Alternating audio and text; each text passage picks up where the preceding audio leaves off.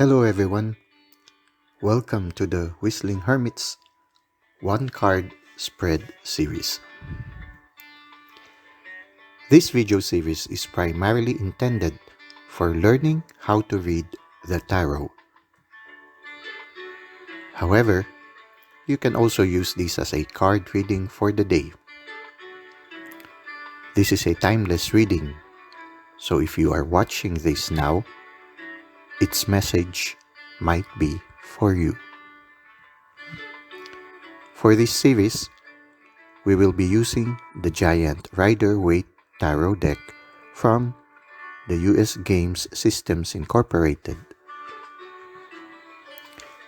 We will also be using the booklet of the Tarot of A.E. Waite from AGM Urania. The first part of the video will be a descriptive study of a specific card in the tarot. We will describe what we see and the insights and feelings we gather from what we see. The first part is characterized by spontaneity. We allow the cards to speak to us regardless of the generally accepted meaning of the card. By doing this, we hope to increase our intuitive capacity for reading the tarot cards. In the second part, we will be reading the description of the card taken from the booklet of the Tarot of A.E. Waite by AGM Urania. If you intend to use this as a timeless reading, you can randomly choose any card in the series that resonates with you. An alternative approach is to shuffle a Rider Waite card deck and pick a card randomly. You can then choose the card in the video series that corresponds to the card you picked. Note that this series is a work in progress, and it might take some time for the 78 cards to be completely read. If you want to navigate directly to a certain part of the video, such as Part 1 or Part 2, I have provided timestamps in the description accompanying this video. Just click on the link to the video segment you wish to go. So, without any further delay, let us proceed to the card for the day.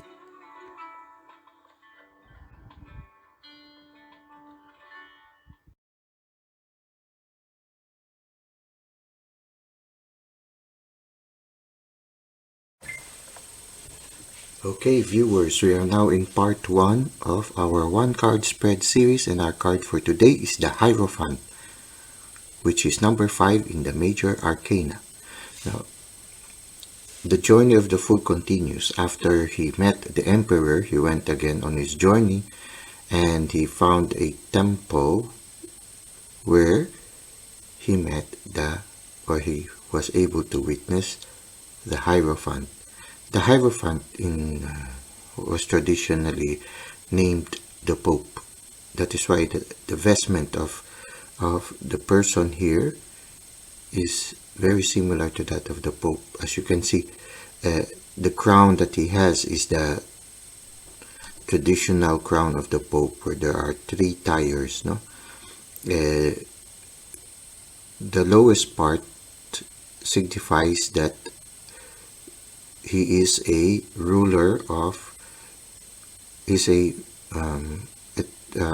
earthly ruler, and then the second one, the second tire of second level of the crown, shows that he is a spiritual leader. So he's an earthly ruler, a spiritual leader, and the last one is that he is someone who is in touch with the divine, in touch with God. So when you look at it, we can also look at it as he has mastered the conscious world, and then this is the subconscious world, and this is the connection or union with the divine. When you look at the near the foot of the Hierophant, there are two keys. You can see two keys.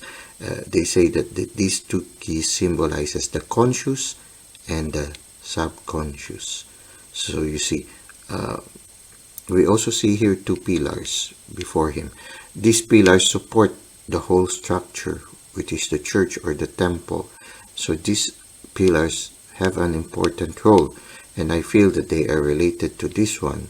The pillar is related to the external religious practice and the mystical or interior religious journey. So there's an external religious journey through the external rituals or external practices, or the rubrics, the rules and regulations, the dogmas, and then there's this mystical part. So what we see now here is, like, for example, the external practices to the interior practices, which is the mystical, and then finally the union with the divine. Here also is the external rituals or the dogmas or the guidelines or the rules, but it should only be a portal. It should be a portal that leads to a deeper subconscious journey or a mystical journey, an inward journey. So when you look at it, usually they say that the Hierophant symbolizes rules and regulations, the dogma, the teachings, everything that you need to follow. But all these teachings should lead to something deeper. Like, for example, if you're going to learn something, you learn first the basics. But afterwards, these basics should be only a portal to a deeper learning wherein it becomes natural to you. For example, when you are going to learn how to drive a car, you need to learn first the basic rules in it, so that later on it will become natural to you. It will become instinctual. It becomes a normal thing. It's the same, when it comes to religion, the rituals are portals to the mystical. The rituals are portal. The ritual is a portal to the mystical. The conscious rules and regulations are portals to the subconscious thing. The rules are the basic platforms, so that later on everything will become natural for you. Everything becomes instinctual. Everything becomes, you can do it subconsciously. Even when you are preoccupied with other things, it becomes natural for you. It's like riding a bike also. First you learn the basic things until it becomes instinctual. You just ride the bike and it becomes natural, and you don't know how you learned it. It's because you started with the basics, with the external ones, and later on it was internalized to the point that you are able to balance the bike. So it's the same here. When you look at it, the Hierophant has 3 layers of clothing, the red clothing, outer clothing, and then there is this, in this card, blue-green, inner clothing, and then inner to that blue-green inner clothing is the white clothing. When you look before the Hierophant, there are 2 disciples. These 2 disciples are learning from the Hierophant. The Hierophant is teaching them. So usually when you encounter this card is a card of learning, also a card that is related to religion, and it is also a card that is related to marriage.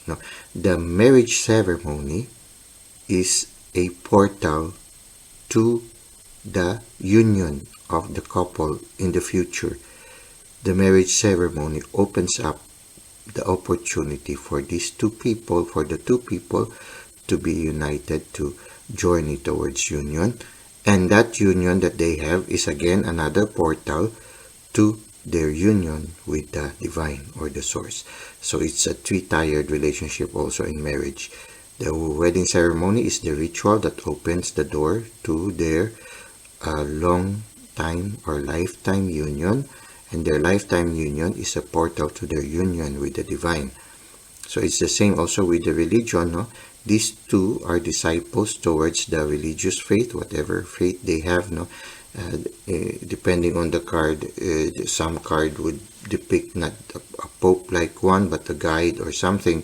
But the important thing here, the message being said here is like, for example, these two disciples are in the process of learning how it is with the intention of the final intention, which is the union with the divine. So when you look at it, this guy or this disciple has more of the red color, which is here. The other disciple has more of the blue-green color, which is here. Now the red color, I feel, symbolizes, for me, no, the red color symbolizes the external ritual practices and the external religious practices.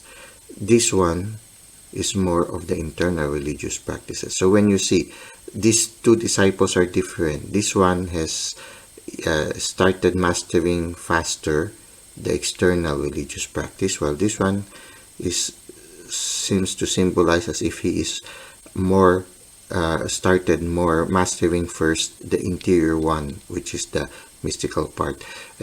Sometimes also when you see in the religious congregations, there are those who are more geared towards contemplative or the mystical ones, while those who are geared with the service towards mankind, more of the external practices to serve mankind. So when you look at it, these are two, but the union, the intention is they are in the beginning. In the beginning, this one is mastering this first. This one is mastering the inner part first. However, in the end, both are called to master all, the external religious practices and the interior religious practices. They might have been specializing with this one at first because this is maybe through their nature, they are able to master this one faster. This one through his nature, ingrained nature, is able to master this one first. But both in the end are called to master this, the external practices and the interior practices. So it depends on where you are able to start, but all of us are being called to that. And so when you look at it, no, if the message for me, the message of the card for me is that sometimes in our life, maybe sometimes in our life, for those who are maybe reading at this time, maybe at this time you are encouraged to study first the formal things.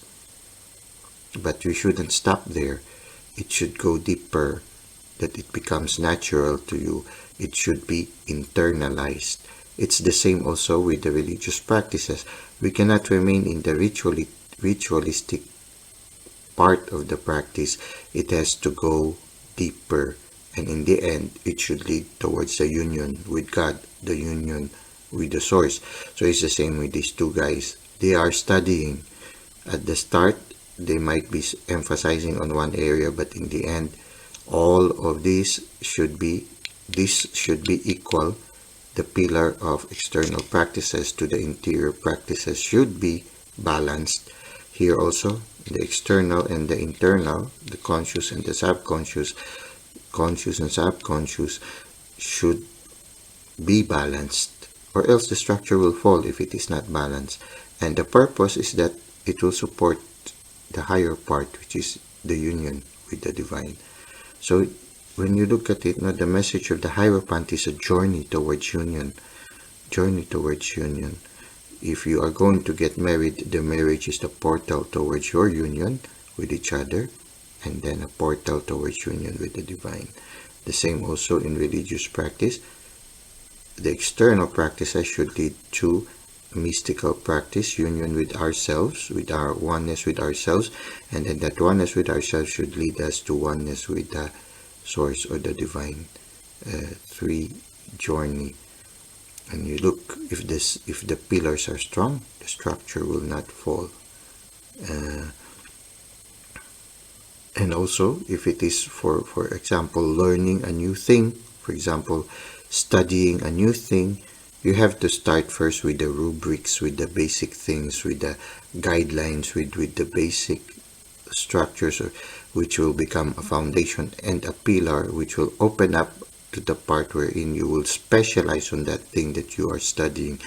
Once you specialize it and you are able to internalize it, it becomes natural with you. So this shows a process which is very quite similar to the invitation of the counterpart of the Hierophant, which is the High Priestess. No? Let us look at the picture of the High Priestess. When you look at it, no? Again, both shows structures, no? And here she is in the middle. He is also in the middle. They both teach us about balance. This one shows more of the intuitive part.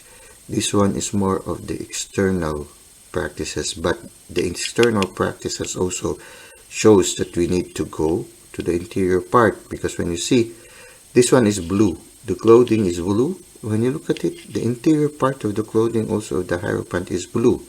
So the Hierophant teaches you the external things, but sooner or later it leads you to the inner journey. And here, she's already in the inner journey, no? So somehow they are related in a certain sense. They are both teachers, no? Their approach is different. This one is more of an intuitive approach. The silence, immediately she goes directly to the inner journey. This one draws people, no? Because he is a shepherd, a leader. So he leads first, he goes out to the masses, reaches out to the common, mundane things, and guides the people who are preoccupied with the mundane things, guides them through external means, but the purpose is the same, to draw them closer to the interior part. No? So those who are preoccupied with external things, they could learn with the rubrics, but they should not remain in that. They are drawn towards the interior journey, just as the Empress. Both are teachers, and the approach is, this one is more of the hands-on thing, no? More of the external part, but both of them leads us towards this interior part, which is the blue one, and both leads to union with the divine. Here, there's a need also to be a balance, no? There's a balance, no? Between the external and the internal, the conscious, unconscious, external, internal, conscious, unconscious. Both of them leads. Both of them are hiding a mystery behind them. No? Usually, when you look, no, the female cards are usually more colorful than the male cards. No, the female energy cards are more colorful than the masculine energy cards. No, here is a little bit masculine also. This is very bold color. This one is more of the subtle colors, based to the lighter colors. No? So both are teachers, and both teaches balance. Both teaches balance. Being in the middle. The disciples are in the process of learning, so they start to see it's not yet balanced, but sooner or later they are invited to acquire this balance. At the feet is more of the cycles. She sees also the stages of life. Everything somehow also symbolizes something that is subconscious. Now here, the conscious and the subconscious. So they have symbols at their feet, and both of them, behind them is a mystery. Behind her is a mystery. Both of them are teaching us, their teachings are portals towards the mystery of life. Both of them teaches us. So in a certain sense, now here is, it starts with the external, but in the end, their journey is inwards. And so this is another thing. So this is more of the external practices, but it leads to this one. And so when you see the card, it's a card of yeah, something that is traditional. This one is something that is traditional. This one is something that is a little bit not, this is not more, this is less on the traditional. This is more on the traditional. This is more of the intuitive journey, more of the, yeah, it's they are a contrast. This one is more intuitive, this is more the practical one, no, the practical approach, and this is the intuitive approach, but we need to have a balance between the two. And that's maybe the reason why the fool had to, or the dreamer had to encounter both of them, because he needs both in his life. And somehow the similarities is that both leads to this interior journey. So the Hierophant usually symbolizes the external practices, external religious practices. It also suggests learning, undergoing training. It also suggests marriage, union, and also shows us that the external practices, which is the wedding ceremony, and the studying, and the religious practices, all of them are portals to something much deeper. It's an interiorwards journey. Well, that's it for today. We now go to part 2 of the one card spread series, which features the number 5 Major Arcana card, which is the Hierophant.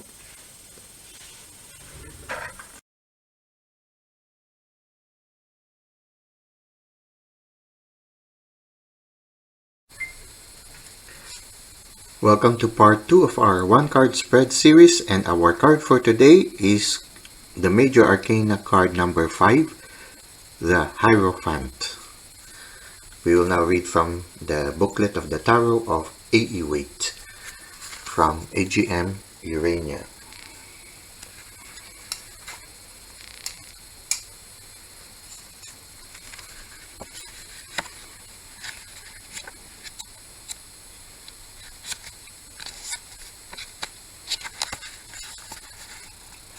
The Hierophant. Divinatory meanings, warning, advice, and action.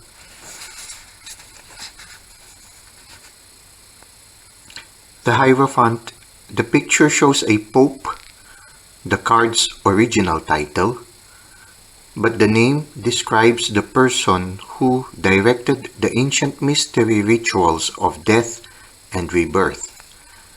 Thus, the card suggests both the outer level of tradition, something to believe in during hard times, but also the possibility of esoteric or secret teachings. Though the image is clearly Christian, it can refer to any traditional teaching, every family traditions, that can help give us direction. On the other hand, the Hierophant tends to expect, even demand, obedience and conformity, as if we are all his disciples. He leaves little room for people to develop their own ideas or make their own decisions. The Emperor and the Hierophant together represent the power of authority. The Emperor through laws and the Hierophant through teaching.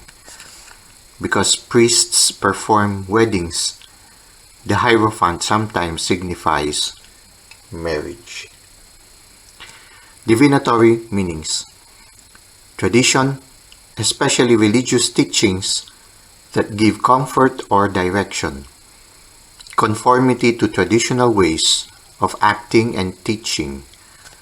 Obedience to authority, possibly marriage. Warning, advice. Going your own way. Rebellion against tradition. Shallowness or gullibility. Action. Find a lesson in traditional teachings. A time to conform. Well, that finishes part 2 of our one card spread series featuring the Hierophant, the Major Arcana number 5. Thank you and have a great day.